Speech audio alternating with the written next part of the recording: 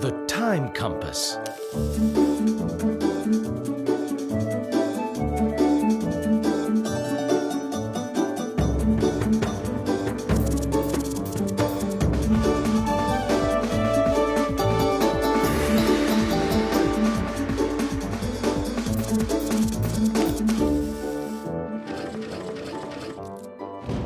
The Aztec Empire, Part 1.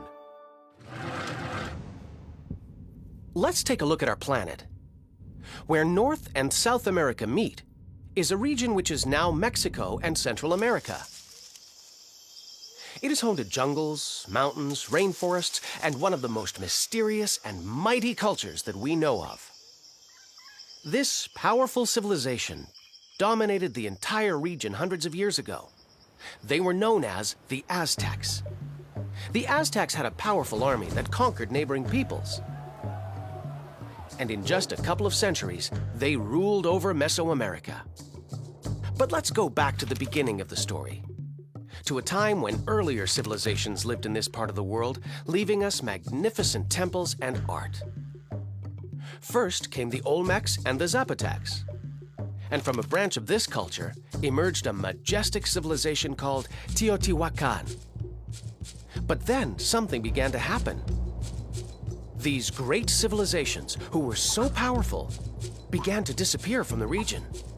What was happening to make them vanish? Perhaps they were all being abducted by aliens. Well, probably not. But no one knows for sure why they disappeared. With the fall of the great Teotihuacan, a turbulent and chaotic era began. Various peoples appeared on the scene and began fighting each other for control.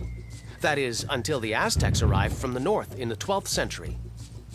The Aztecs managed to dominate all the neighboring peoples. And soon they ruled over the entire region.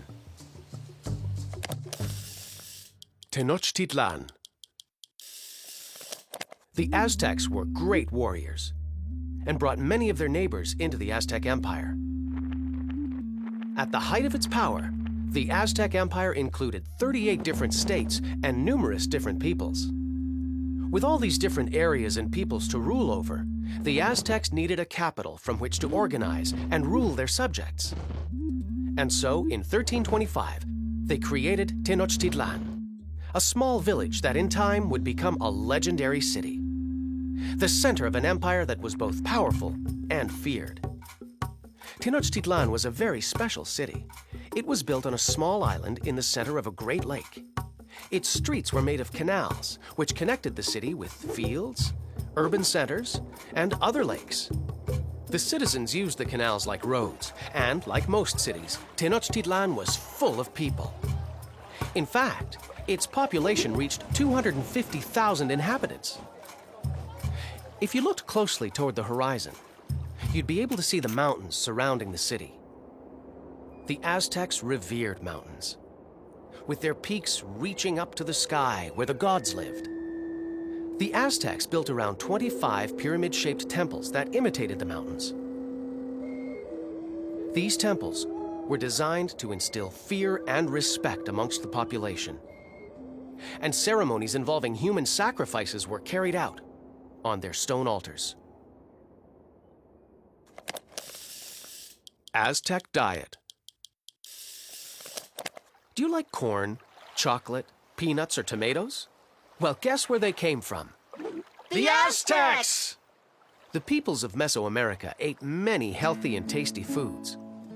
And we have them to thank for many of the abundant crops we have today. For instance, they were the first people to grow crops of corn. The Aztecs would use this corn in many different dishes, including making something like the tortillas Mexicans make today. They were also the first to discover chocolate. They also had beans, pumpkin, melon, red and green chili peppers, and avocados. We owe all these foods to the former inhabitants of Mesoamerica, like the Aztecs. But some of the things the Aztecs ate were a little more strange, like their taste for insects and even dogs. In fact, the Aztecs even ate worms, like myself. And don't forget my relatives, like grasshoppers, ants, and larvae, which were also a major part of the Aztec diet. If you think that's gross, I assure you, we're delicious. Did I say delicious? Not me. No, I'm not.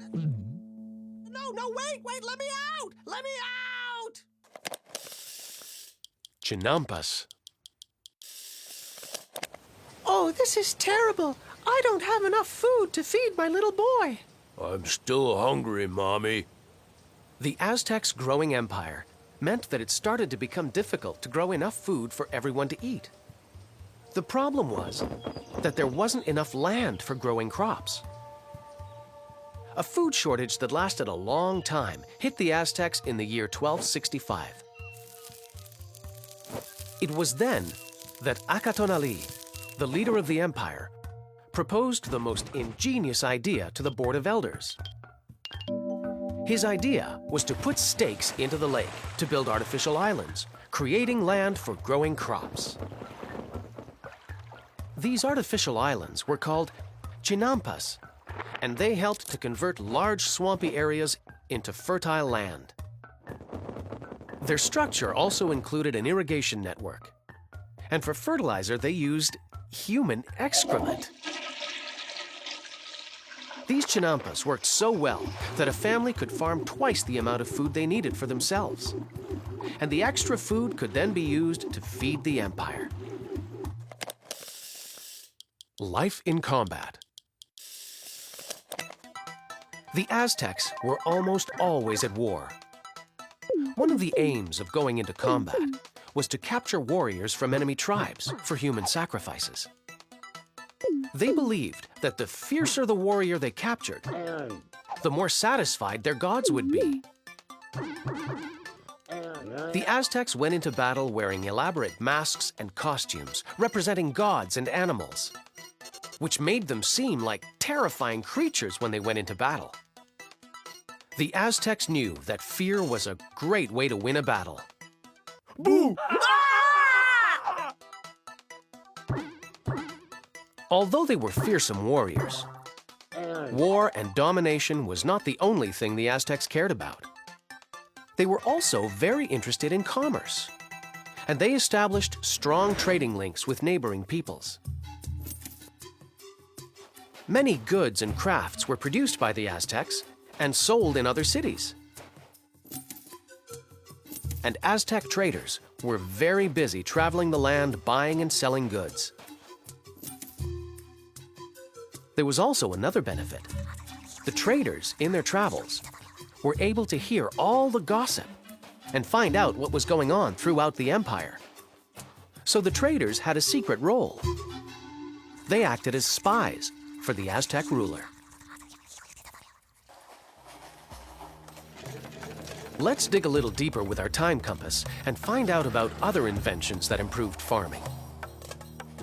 When the last ice age ended, about 10,000 years ago, the few people who had survived this terrible age began to wander from place to place in search of food and shelter. A group of nomad tribes reached Mesopotamia around the year 6000 BC, and there they learned to plant seeds and harvest crops. Since they no longer needed to go out in search of food, they settled into houses and formed the first settlements in history. The Egyptians used all their ingenuity around the year 3500 BC to turn the flooding of the Nile to their own advantage. They invented an elaborate irrigation system in which the entire community participated and benefited. This gave rise to jobs like surveyors, who were like modern engineers. Surveyors measured land and planned how to build irrigation channels. Around 300 BC, the Romans perfected a method to transport water from mountain springs to fields and city centers. These famous Roman aqueducts were built with great precision. Water was taken from a main source and transported for many kilometers along channels. They were built both above and underground and had a very gentle slope that guaranteed correct water flow. These Roman aqueducts were built so well that some are still transporting water to the city of Rome to this day. Coming up in the next episode, The Aztec Empire, Part 2. The Aztecs believed that one day the world would end violently, and that all people would die in a dramatic manner. They had to make constant sacrifices to the gods to postpone this tragic end. And so, to maintain the order of the world and have good harvests, the priests had to sacrifice many animals, and sometimes even people. The priests would offer the hearts of the victims to the gods, and dying in these ceremonies was generally thought to be a great honor.